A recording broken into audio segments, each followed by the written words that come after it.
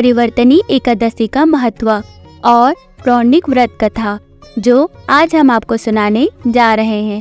परिवर्तनी पद्मा एकादशी भाद्रपद मास के शुक्ल पक्ष की एकादशी तिथि पर मनाया जाता है। यह एकादशी बहुत महत्व की मानी गई है।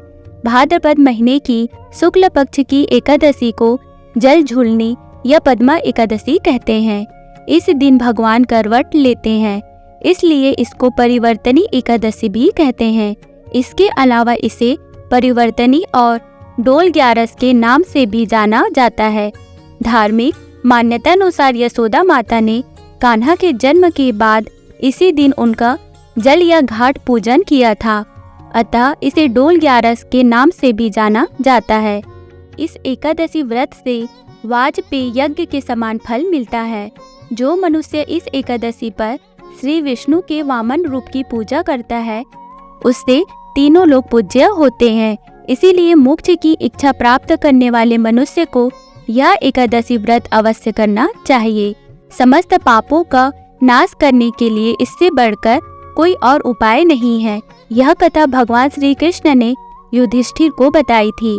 इसकी पौराणिक कथा के अनुसार त्रेता युग में बलि नामक एक दैत्य था। वह मेरा परम भक्त था।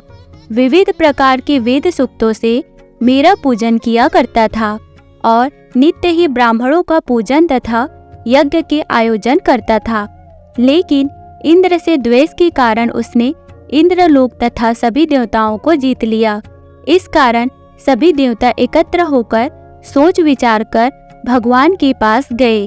बृहस्पति सहित इंद्रादिक देवता प्रभु के निकट जाकर और नतमस्तक होकर वेद मंत्रों द्वारा भगवान का पूजन और स्तुति करने लगे।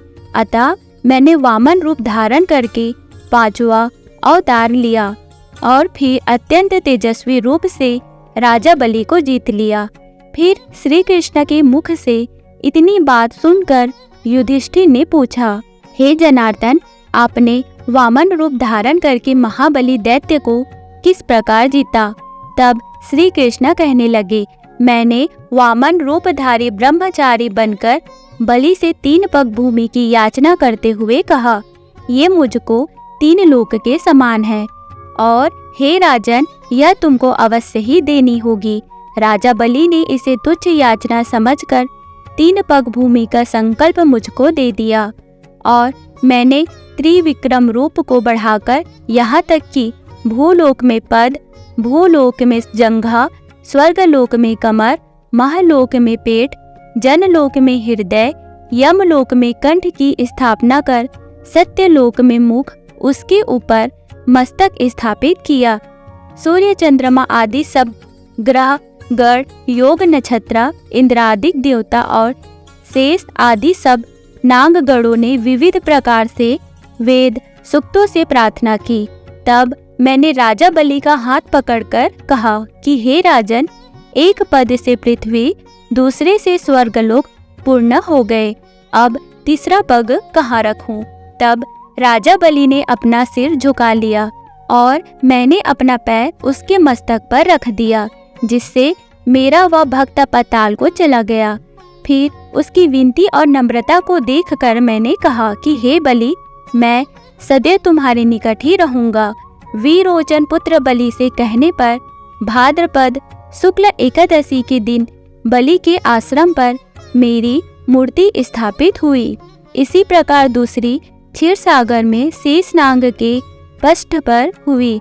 हे राजन, इस एकादशी को भगवान शयन करते हुए करवट लेते हैं, इसीलिए तीनों लोकों के स्वामी भगवान विष्णु का उस दिन पूजन करना चाहिए। इस दिन तांबा, चांदी, चावल और दही का दान करना उचित है। रात्रि को जागरण अवश्य करना चाहिए।